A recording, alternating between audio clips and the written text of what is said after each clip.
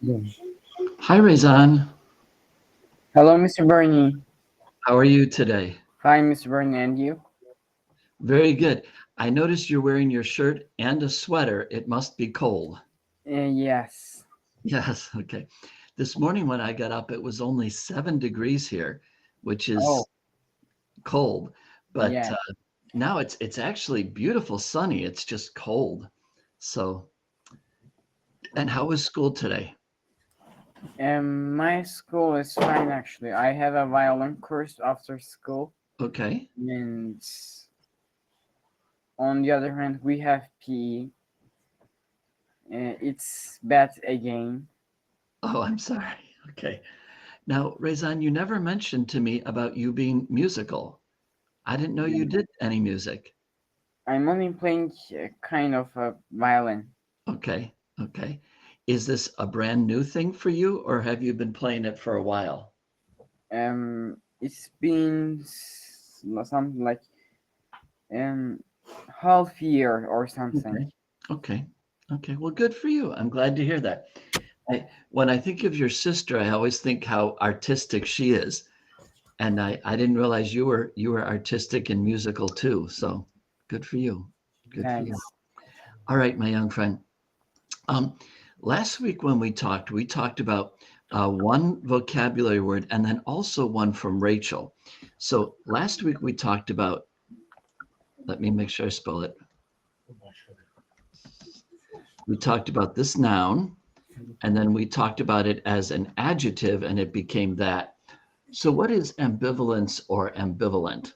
Um, it's something like um how could I explain it?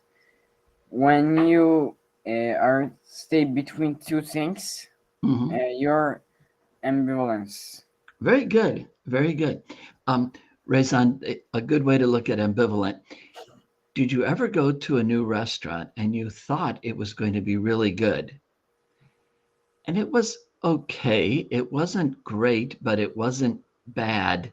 You Yeah. feel ambivalent, right? Yes. Yeah. Okay, so that would be ambivalent. And then when we learned from teacher Rachel last week, she taught us about these two words, which are homophones. They sound exactly the same. But can you tell me what's the difference in meaning between cash and cash? Cash is a normal money like dollars or Turkish liras, Right? and the other cash is something like um how could I say it? Member. It's been something like mem no, I forget the words. It's something like member, but Okay. Okay. The kind of like the memories. yeah, Okay. So, Rezan, just to give you an idea, this is the cache on my computer. And so it shows you, I yeah, was on Facebook, I was on New York Times Word of the Day because we're learning about that today. I read my Bible. I was checking my email, books. Here's my classes this morning and what we were looking at and things like that. And so this is the cache on my computer. Okay. yeah. Okay, Okay. All right. Okay, my friend. Very good. I'm really glad that you remember those. That's great. thanks. Now, do you remember that we talked about the fact that many English words have their roots in other more ancient languages? Yes. And the two languages we talked about the most often, what were the two languages we talked about the most? Um, one is the ancient.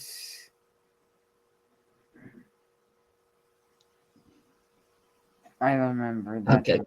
In the Roman Empire, they spoke Latin, Yeah. and one is Latin, and the other one is Greek.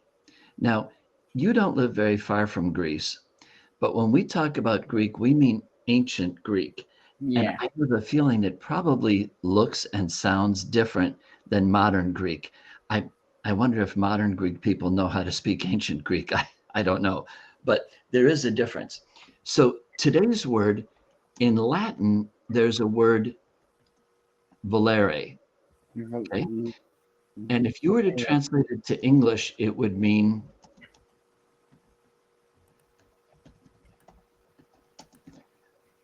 strong or strength. Oh, okay. Okay, so volere, okay? Now, here's the word that comes from volere. Would you pronounce that word for me? Valiantly. Okay, valiantly, Valiant. valiantly.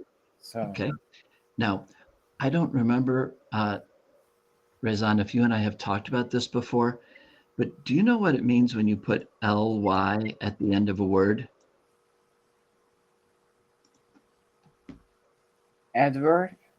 Very good. Very good. I'm glad that you knew that. Right. So it is an adverb. It can describe a verb. It can describe an adjective. It can describe another adverb. Okay. So that's an adverb. Now, Rezan, let's think. That was a really good answer. Thanks. Do you know what the word was before you put ly on it? So valiantly is an adverb. If you just say valiant, what do you think valiant might be? Like adjective or something other? Exactly. Very good. Very good work today. Okay. So, oh, wait, again, if you were Bauer, I'd give you that. Okay. There you go. All right. Good job. Okay. So, someone who is valiant is strong, brave,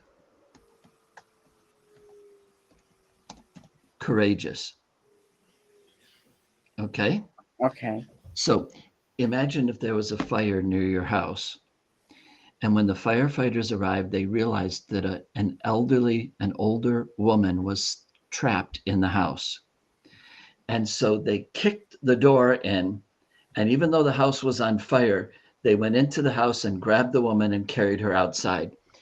Those firefighters were valiant because what they did was brave and took strength and courage to do that. They behaved valiantly. Okay. I understand it. So, Rezan, can you think to yourself, okay, so maybe a firefighter would be a valiant person. Can you think of someone else who might be valiant? Soldiers. A soldier might be valiant. Good thinking. Anything else? Maybe the killers. Yeah, that wouldn't be the best thing, but that's true. That's true. I hadn't thought about it negatively, but you make a good point with that. All right, Rezan. Today, for our astronomy picture, I want to put this picture up, and I purposely didn't put any identification on this picture. So here's the question. What is this? It can be something like Jupiter because there's something like clouds. Okay. It's looking like the Jupiter's color, or Okay. it could be something like Mars or maybe Saturn. Okay. Now, I'll give you a hint. You said Jupiter and you said Mars. Yeah. One of those was correct. Which one do you think it is? I'm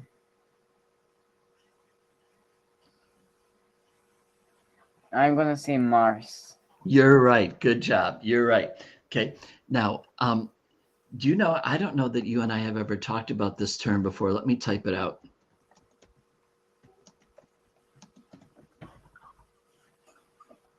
Do you know that term? Polarized cap. No.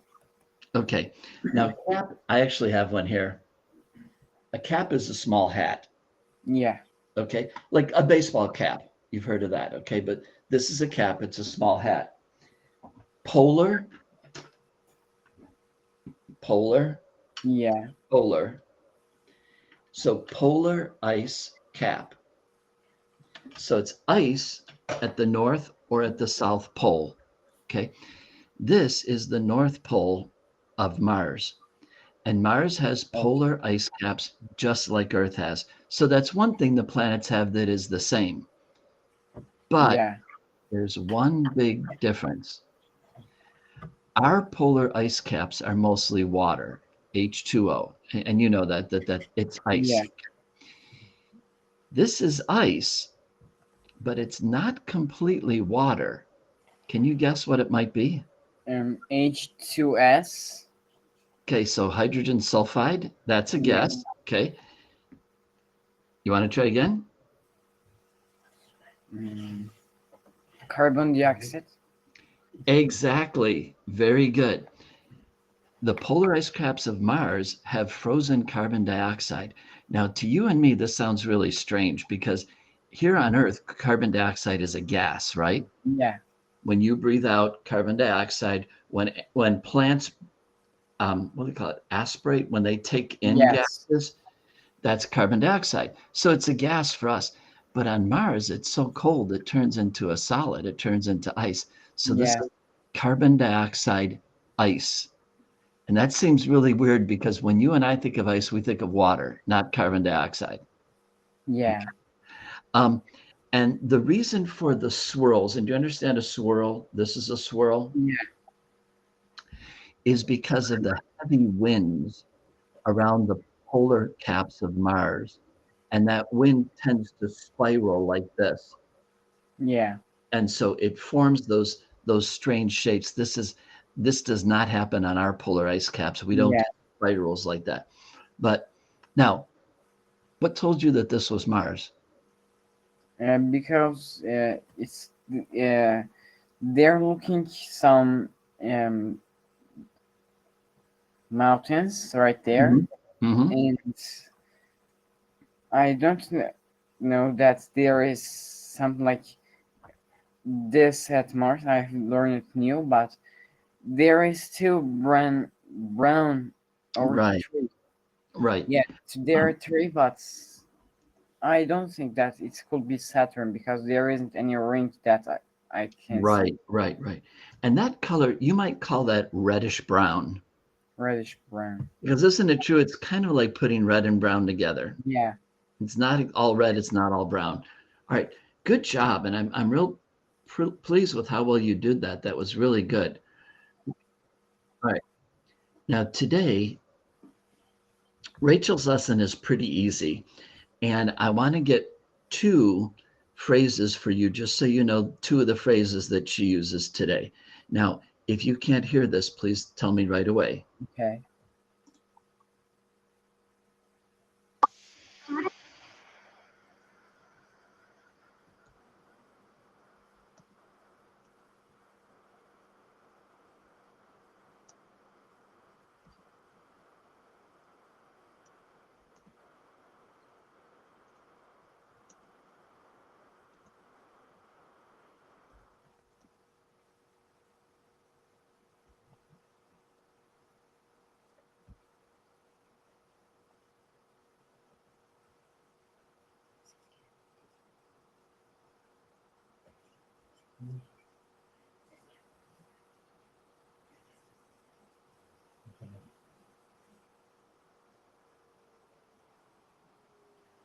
Okay.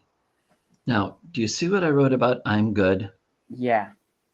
So when I say, Rezan, do you understand? You could say, I'm good. Yeah. Now, I'm good it is not very formal, but it is polite and it's friendly.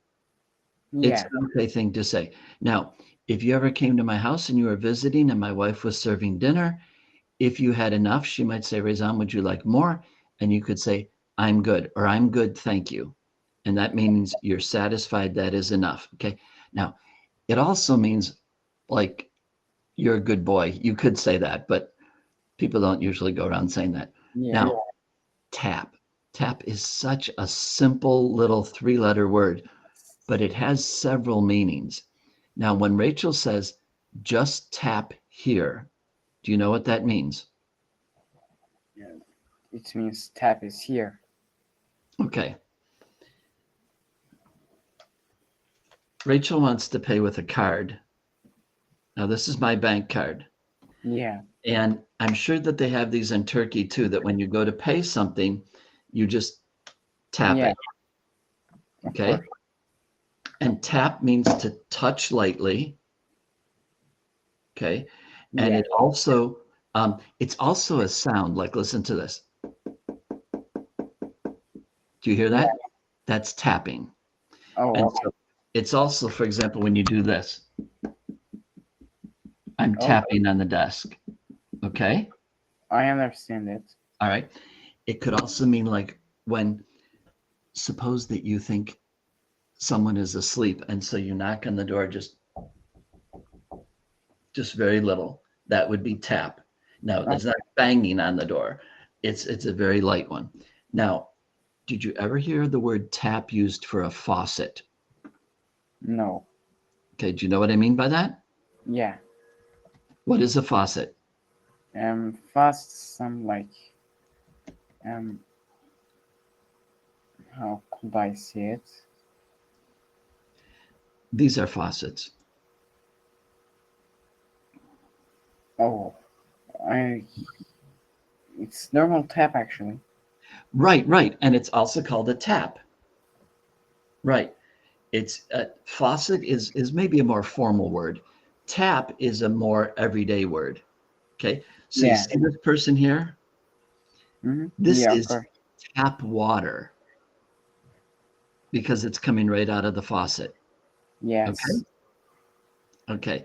So today with Rachel, I wanted you to get two things. First of all, the expression, I'm good. You can say that meaning you don't want any more. You can say that meaning you've enjoyed something. Thank you for the food, but I'm good. I've had enough. So that is a good term to use. And then we learned tap. And tap can be, nowadays you tap your card to pay. Okay. Tap is also a little sound like tap, tap, tap, tap, tap, tap, tap. And tap is also a faucet where you get water. And let me make sure that you have this. Rizan, honestly, did you not know the word faucet? Actually, I've heard it twice. Okay. I heard it at last. I've learned the meaning because Okay. I don't know what's it. Okay. Now, But I forget it. if you ever don't know, just tell me that you don't, because I want to help you. You're a very, very intelligent and good student, but nobody knows everything, right? Yeah. It happens. Now, I realized last week after I talked to you, which was too late, but after I talked to you, that the article we were reading about growing food in space Yeah. had a term, and I wondered if you understood that term. They said this several times. Processed food. Now, do you understand what that means? Yeah. What is processed food? And the food that comes from the factory, like Exactly. the flour. Exactly. So I found this poster but I think that you understand already. So on the left, we have some processed foods. Yeah. It came from a factory. On the right, we have other processed foods, but these are healthier. Yeah. And so they make the point, not all processed foods are bad for you. So it's not like they're giving the astronauts bad food, but there's something really nice about having a fresh banana, Yeah. a fresh piece of bread instead of something that's heavily processed. So today, let's take a look at this, and we're going to look at methods. Now, I think you know the word methods. Here, method means what you do to when you do an experiment. In other words, how you did the experiment, what you were planning on doing. Okay? Okay. Now, Rizan, there are 3 paragraphs. The last paragraph is only 1 sentence. Would you like to read the first or the second paragraph? The first one. Okay, you go right ahead. We used veggie to grow red romaine lettuce on ISS in three sequential crops over 3 years. We compared these ISS grown to control crops of red romaine lettuce grow at the same time on the ground grow apart from the presence of gravity. They were grown under the same contractions we uh, me shirts. I can't read it. How Okay, can same conditions we measured. Yes. Okay, thanks. Some conditions we measured on the ISS, who Humidity, humidity, carbon dioxide, and temperature. And we collected samples from the leaves and roots, all the lettuce plants. Good. When the mission returned to Earth, we tested all the lettuce for two common foodborne pathogens, E. coli and Salmonella. In the lab, we grew colonies of other bacteria and fungi that we found in our lettuce. We then used DNA isolation techniques to identify bacteria and fungi with the help of national databases. Some species of bacteria and fungi don't grow very well in the lab, so we directly sampled the lettuce for DNA analysis and ran these through the databases. Would you read the last sentence? We also determined the nutrient contents of all the lettuce samples we grew. Now, before we talk about this, I just thought of something funny. Can you imagine if you worked for NASA and when one of your friends said, "So what do you do at NASA?" You said, "Oh, I grow lettuce." That would seem kind of funny. Yeah. You grow lettuce. Okay. This word right here that you struggled with, measure, measure. Like your parents might measure to see how tall you are, okay? Yeah. Or how much you weigh. Okay. And then another thing, please be honest. The original word was humid, and then it was changed to humidity. Do you know this? Humidity isn't it something like a group of humans? That is a good try. That is a good try. Okay. Look what I'm writing.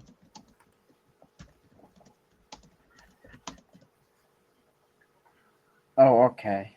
Okay. So when they grew them on the ground, they tried to give them the same amount of humidity they had in the space station. And you know, on days when it's raining, your humidity is very, very high. Yeah. Okay, because there's so much water in the air.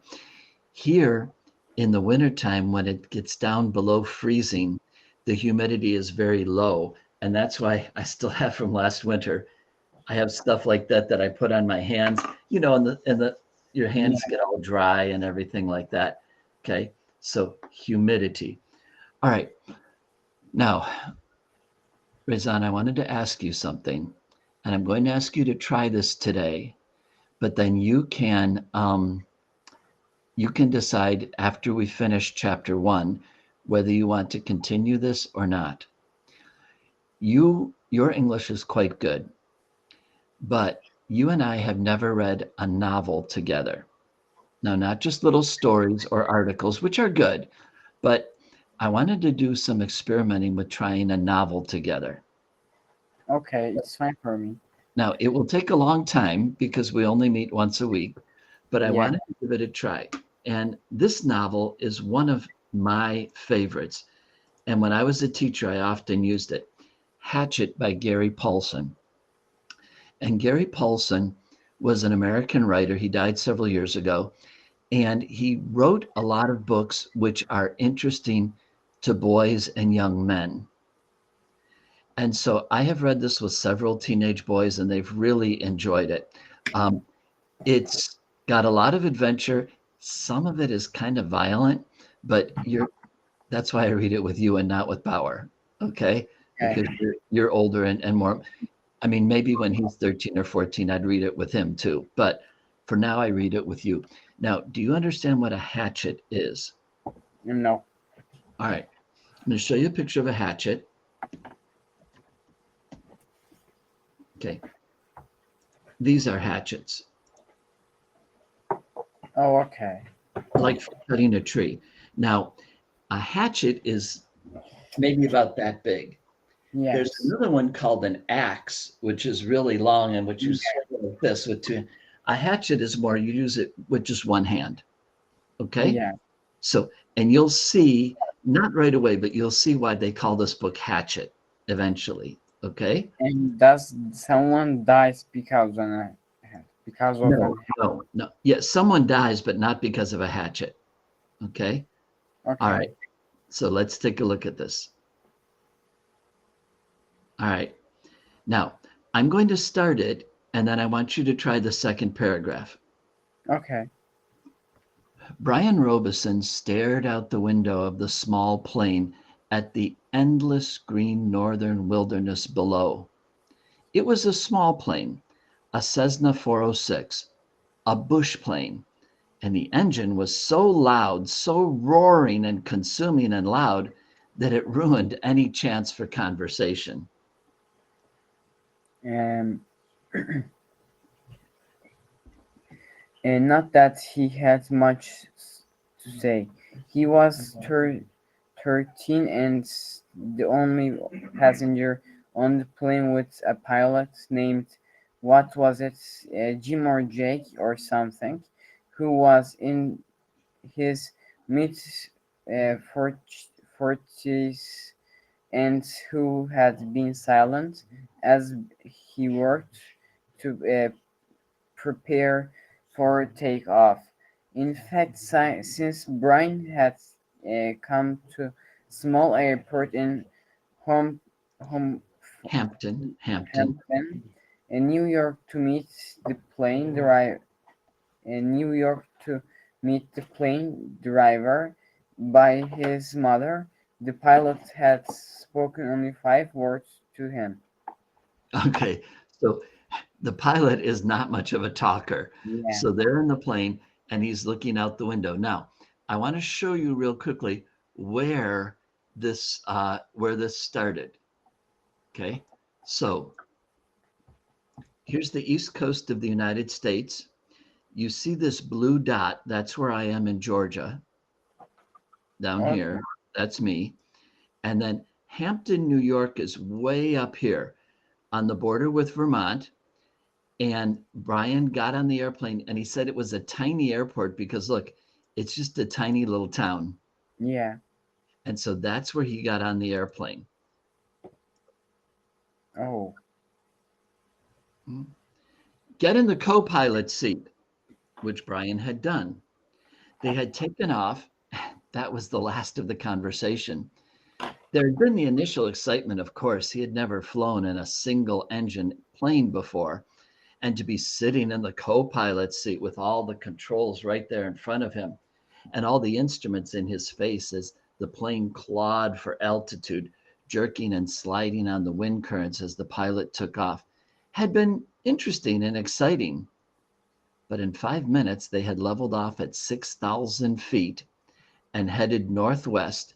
And from then on, the pilot had been silent, staring out the front, and the drone of the engine, the sound of the engine, had been all that was left.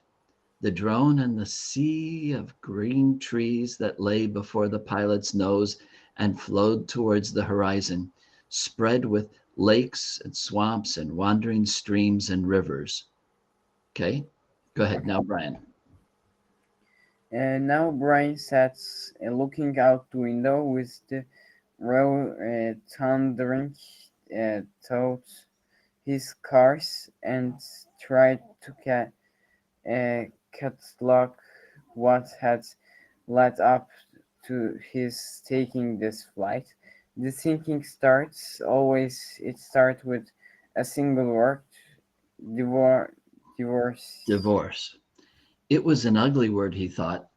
A tearing, ugly word that means fights and yelling, lawyers.